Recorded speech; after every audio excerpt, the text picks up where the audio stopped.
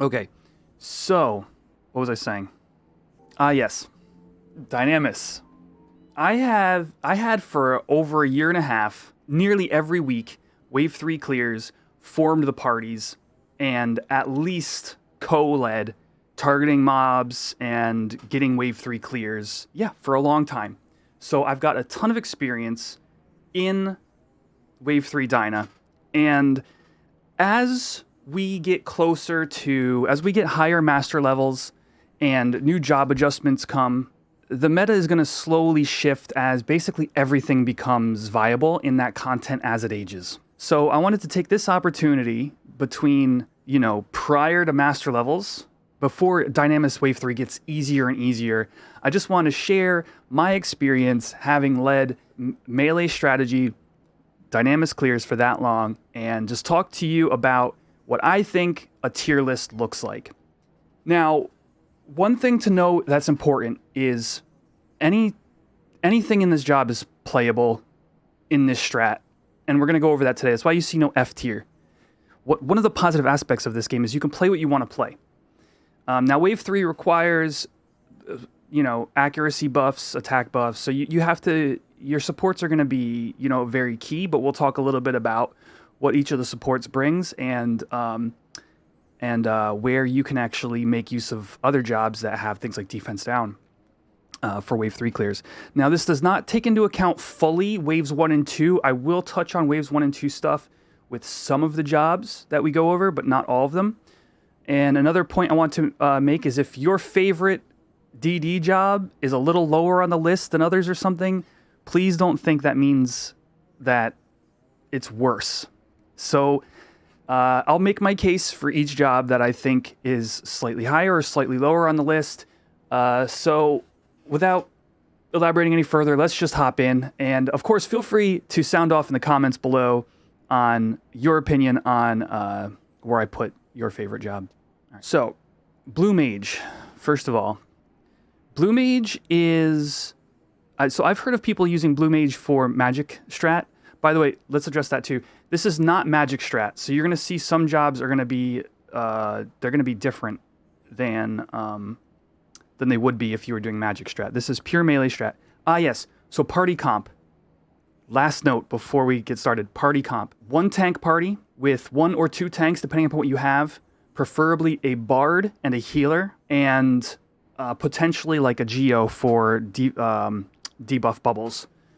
That's your tank party. Then your melee party is DD, DD in general, mind you, and we're going to talk about some specifics as we go. DD, DD, Geo, core, bard, healer. Okay? Blue Mage. Now, Blue in particular is one of the jobs that's going to be on this list because they have Savage Blade and can just kind of like, between Savage Blade, like Negling main hand and Thibron offhand, can just dump out damage consistently. There's going to be a number of jobs on this list that are on this tiering that are going to be basically A tier at all times because they can Savage Blade consistently. And I mean, even Blue has some nice self buffs that enable it to just be a very, very potent DD. In terms of dealing damage, so some jobs are going to be like, okay, another thing that's important is some of these jobs can win a parse. Savage Blade, for example, will do consistent and high damage as long as you're buffed, or even Expiation if you're using Mythic. Blue is one of the few melees that their Mythic weapon is actually a phenomenal option for Dynamis Wave 3 in terms of even topping parse. And so your weapon skills are going to be doing full damage even if you overkill. So I think Expiation is 2 hits. I don't actually play Blue, but I've seen Blues win the parse. So when you're using, like, for example, Dancer Mythic has multiple hits. If you hit a mob that's got 10% health, you're only going to do 2 hits or something, and then you're going to see like a 5k Pyrrhic Kleos, while other jobs can, do 50k to the same mob, and then they look better on the parse. Yeah, and especially with Dragoon sub, Dragoon sub's weapon skill damage carrying through all the hits of Expiation, it's just like Blue can be a very potent DD job in Dynamis Wave 3. Next up is Black Mage, and sadly, Black Mage is going to be relegated to D tier. In the melee method, the only real use Black Mage has is one-shotting statues as you're moving through wave 1 and 2. There, you sleepga in case you crack a statue and you just want to sleep everything and then go kill it. Black Mage is essentially the only D tier in this comp. Again, if we were talking about Magic comp, we'd be having a different conversation.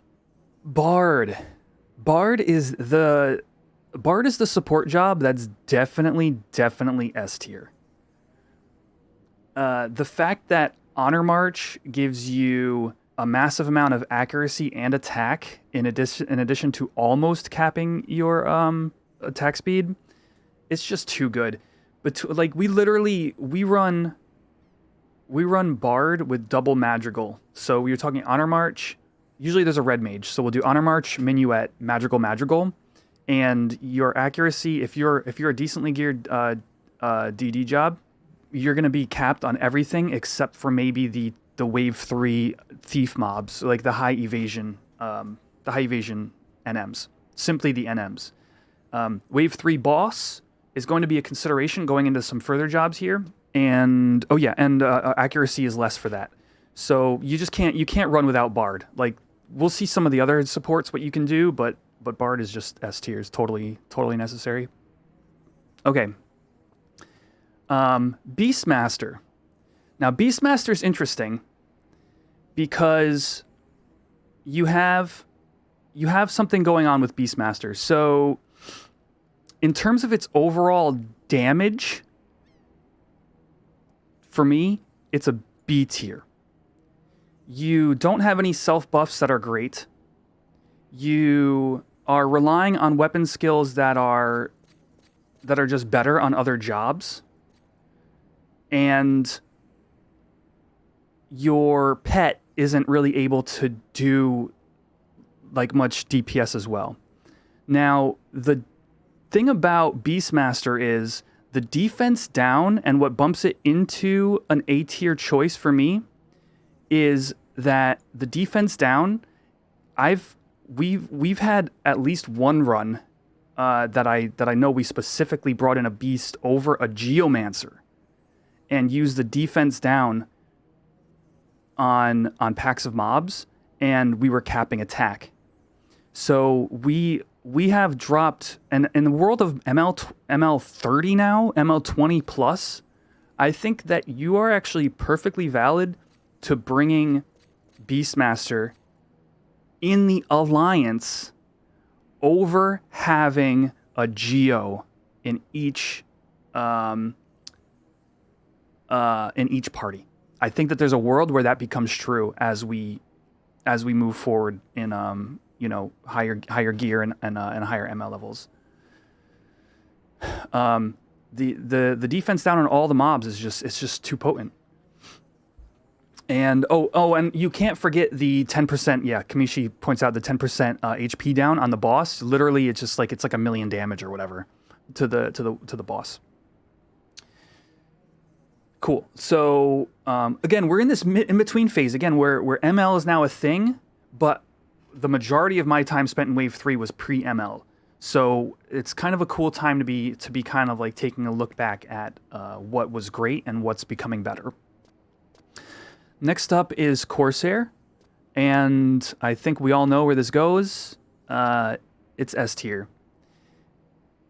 I am taking into consideration winning a parse in Dynamis. Now, that again favors the jobs that can do damage and that overkills a mob, so you get to see a higher representation to those jobs. But Corsair doing either Savage Blade or even Wildfire, even if you're using melee buffs on Wave 3 mobs, is nothing too fantastic. It's standard.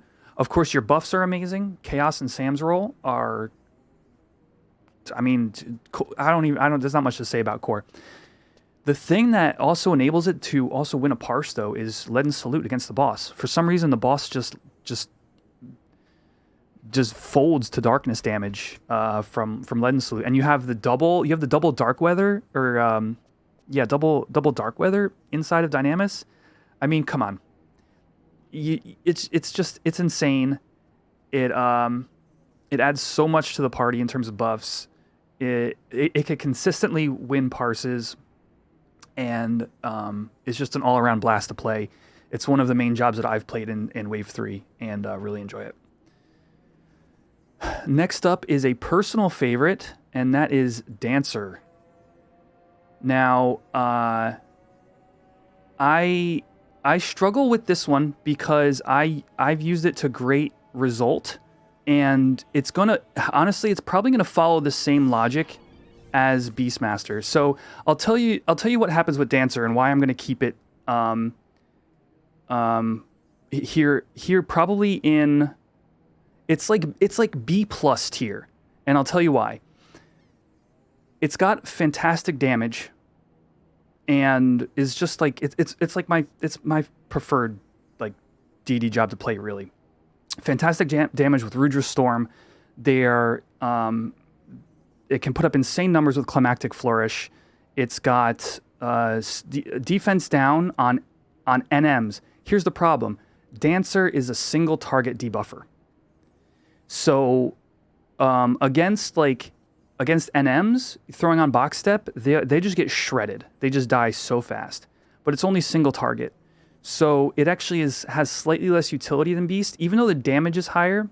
And I've come close to winning parses on Dancer. The thing that is going to keep it in B tier for me, we have to make this will be on YouTube. We have to make a distinction between some of the jobs here, and like a blue can consistently DD the entire run. That's why it's an A tier. It can consistently DD the entire run at maximum velocity with barely taking time to refresh. It doesn't have to do debuffs. Its self buffs can be done in between pulls. Dancer loses time in fights to debuffs. It can only debuff single targets. Yes, it can win a parse. If the average alliance counted skill chain damage in your parse comparison, I would say Dancer is A tier. I've often put up, upwards of 5% of total alliance DPS on skill chain damage, which sounds ludicrous, but it's true. High damage Rudras are consistently followed by high damage Darkness skill chains in Wave 3, especially on the boss. Like, I know if you play Core, you've seen Leaden Salute into Rudra's Storm, or Rudra's into Leaden's with a 99k Darkness. So I'm going to keep Dancer in B tier. As much as I love the job and play it to great use in Wave 3, we have to make a distinction between the fact that Blue Mage will be a higher DPS overall, and Beastmaster is a better debuffer. The numbers change a little bit if you're in a group with like a Fencer Warrior, but yeah, again, all these jobs are fantastic, and we use them all to great effect. But there's got to be a distinction, and that's where I'm making it. Next up is Dragoon, and finally, I can bring up the thing chat's been pushing this entire time, and that is jumps. So I'm gonna put Dragoon into A tier for overall DD and DPS. Almost S tier. If you include sub job, I might say Dragoon is S tier. Okay, we can't have only supports in S tier. I'm going to put Dragoon there, and I'll give you 2 solid reasons why I think Dragoon is worthy of this spot. Number 1, if we're talking about winning a parse, Dragoon has a cheat code. They get to use Sonic Thrust in Waves 1 and 2, and do like 40k plus to each mob in front of them. It pads the parse so hard. All right, that's one valid reason. Second is with the weapon skill damage that's been added to Dragoon. Even as a main job, it just dumps out like damage at all times, between whether you're using polearm or nagling. As long as you're properly buffed, the Dragoon is gonna just dump it out. So I can see that actually, Vires. In chat here, the Wyvern dying is a real liability. I don't think that's as much as a knock against the job in S tier as it could be. I think that with the proper usage of random deal and just good luck on AoEs, you can be fine with that. But here's the real clincher. Dragoon as a sub job. If we're counting it as a sub job as well, which is like a weird thing to just throw into the mix here, but super jump and high jump is what changed our entire win streak on wave 3 boss clears. So prior to the weapon skill damage on the 7% on the Dragoon sub job, people would bring Dragoon sub maybe. It was like a consideration, but you would lose DPS. Like on Dancer, for example. Dancer and Blue Mage, for example, would both come like slash warrior for the double attack or slash samurai for the store TP or whatever. But you could have had high jump. Now, the thing about the wave 3 boss is a consistently focused damage boss, and people would cap hate. The boss would turn to the melees. They would get like one shot or whatever, and you would just have to then say you lose 3 or 4 melees and you only have 20 minutes left on the boss. Like you're like, I don't know, are we going to recover this in time? Like there's just too many factors. With the innovation of high jump and weapon skill damage from the sub job, man, Dragoon sub changed a lot. Now the reason I'm keeping, I think, Dragoon into S tier here is because of they naturally have that high jump and super jump and can just poop out damage. Like, in terms of overall DPS, in addition to the fact that the sub job is so important, we're going to put it here. This is with the asterisk. There's an asterisk here of, like, it's going to be very competitive to something like Blue Mage, but the sub job is just so viable. The asterisk is this includes the sub job, not just the main job. Which, I don't know, whatever. It's my tier list. We're gonna go with that. Okay, now, here's one that it might be a little controversial. And that is Dark Knight. Dark Knight's nasty. It puts up great numbers with Caladbolg. I mean, or their mythic they're one of the jobs that run a phenomenal mythic in Dynamis. They have a really crazy health pool because of drain bursts, and I'm almost tempted to want to say, hey, let's put it in the A tier, but it has a problem, and that is if it goes too hard, it takes hate too fast, and you can't sub Dragoon. Kamishi nailed it. Kamishi knew exactly what I was going to say here. So I'm putting it in B tier, along with Dancer, which I love and I think contributes a lot. And I'm not going to tell somebody not to bring their Dark Knight to our Wave 3 runs. However, you just can pull too much hate and die. And there's a lot of management you have to do to prevent that. That something like Blue Mage is just overshadows. Yeah, no, I'm still of the fact that like a Dark Knight can win a parse. You know what I mean? So that's what puts it in B tier. If like, well, we'll see when we get to some other jobs. Geomancer. Now, there was a point where I would have whirlwind slammed Geo into S tier for Dynamis Wave 3, but we're gonna relinquish it back down to A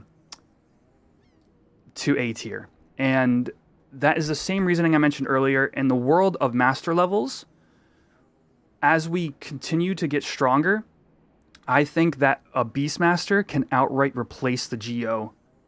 As we get stronger and our accuracy gets higher from ML levels / like gear releases, I think that Beastmaster doing defense down to whole packs of mobs can outright replace a Geo in an alliance, which is an insane thing. And people may think there's no way, but like seriously, like try it. I mean, you have to have a totally like, it's got to be like people who have like ML 20 or so plus that are your DDs and proper buffs otherwise, and just good coordination. But if you have that and your group does have that, I challenge you to swap out your Geos.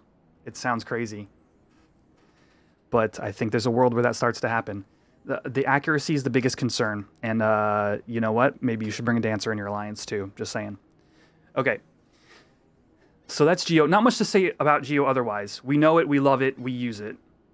In melee strat, you can use Judgment, you can melee Geo. I've done that. Forgo like Mage sub job in favor of Ninja sub job and go do some Judgments for some good times. Like, I've done it. It's good stuff. Okay. Next up is Monk.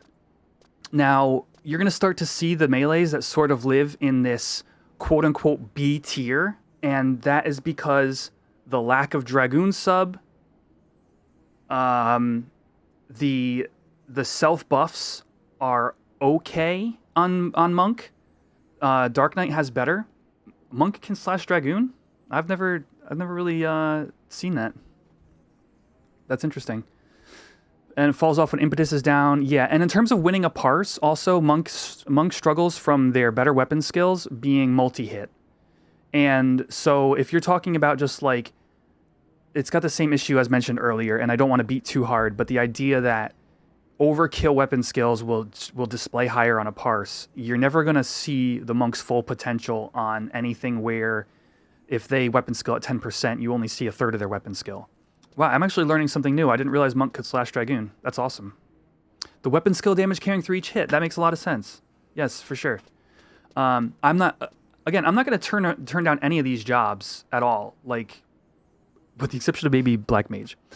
But just we need to understand why Blue Mage is in A tier and why Monk is in B for these purposes. All right, moving on. Ninja. Now, in the world of Blade Chi, I think in the world of Niame, I think Ninja's got a better place. So, you think A? So in the world of Niame gear, I'm gonna slap it in C tier for a second, just for a second. This was probably close to true when I first started doing our Wave 3 clears, like probably closer to 2 years ago. Ninja was a fine option. It had good enough damage. I mean, and like mainly like you would even like be using maybe Savage Blade, but it doesn't have any self buffs that really push it over the top. So there was really nothing pushing it into B tier then. Now, with Niame and Blade Chi, as pointed out here in chat, is Blade Chi actually caps in the final boss. So and that happens because you're using Acumen and Malaise from Geos. Now, Geo's Malaise is a reason to possibly have Geos, so don't totally quote me on that whole thing with the Beastmaster earlier, okay? I still have Geomancer in A tier for a reason. But stuff like Leaden Salute and Blade Chi on the final boss to just shred it is really important. I don't know, like, see, here's the thing. I think Ninja's B tier along with Dancer. I think Ninja and Dancer both are in the same realm of like their utility. In terms of, for Ninja, it's their lack of hate generation with the high damage on the end boss. Dancer offers similar things. Again, so I would have put Ninja in C tier pre-Niame. Post-Niame, you just shred really hard on the final boss, but and on the mobs and on the trash mobs, the Wave 3 mobs. I can't really give it an A tier. All right, next up is Paladin. Whew, we have a lot more to go, chat. Do I split this into 2 parts? I see Burned Herbert said, why can you not slash Dragoon on Dark? When Last Resort is up, you have capped attack speed, so 3 out of 5 minutes you have it. And so that's a fine choice, but if you know 33% of the time you're playing the job, you're not capped on attack speed. It's just a consideration.